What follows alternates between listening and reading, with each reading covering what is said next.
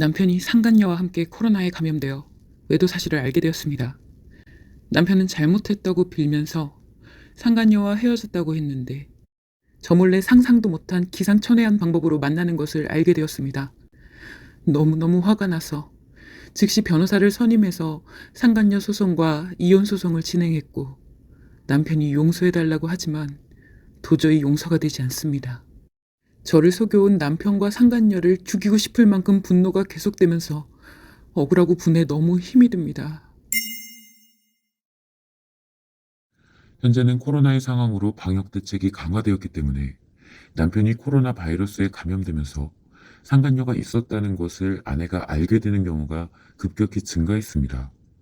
이렇게 외도 사실을 알게 되어도 남편의 외부 활동이 급격하게 줄어들고 잘못했다고 빌기 때문에 아내는 상간녀와 헤어졌다는 말을 믿게 됩니다. 아내 입장에서는 남편과 상간녀가 코로나의 영향으로 만날 수 없는 상황이며 그로 인해 외도 관계가 끝났다는 안도감을 갖고 편안해진 것입니다. 그래서 아내는 남편의 외도가 지속될 것이라는 생각을 하지 않게 됩니다. 그러나 남편의 입장에서는 외부 활동을 최소화하여 아내를 안심시키고 코로나의 위험성을 조심하면서 기상천외한 방법으로 외도를 지속하게 됩니다. 사실상 아내는 자신의 외상 트라우마가 회복된 것이 아니라 덮어두고 악화되면서 안도감을 갖게 되는 것이며 남편 역시 여러 가지 방법을 동원하여 비밀리에 외도를 지속하다 보니 중증 심리장애인 관계 중독이 빠르게 악화됩니다.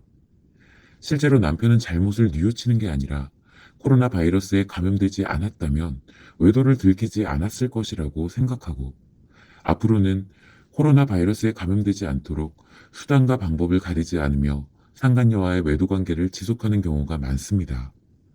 남편을 믿었던 아내가 이 사실을 알게 되면 아내는 악화된 외상 트라우마가 걷잡을 수 없이 터져나오게 됩니다. 그로 인해 소송과 이혼을 진행하고 억울한 피해자가 되어 고통을 겪게 되며 이혼을 한 후에는 자신의 외상 트라우마가 산불처럼 번져서 자녀들과 함께 최악의 인생, 파멸의 인생을 살게 될 수밖에 없습니다. 이처럼 이전의 남편 외도보다 더 강력하게 재발한 것을 발견하게 될 때 아내는 아이들과 함께 최악의 나락으로 향하는 길을 선택합니다. 특히 지금처럼 다양한 방역 대책으로 인해 남편의 외도 문제가 모두 해결된 것으로 착각하면서 일시적인 심리 안정이 이루어졌을 때는 그 이면에서 남편의 관계 중독과 아내의 외상 트라우마가 갈수록 악화된다는 점을 알아야 합니다.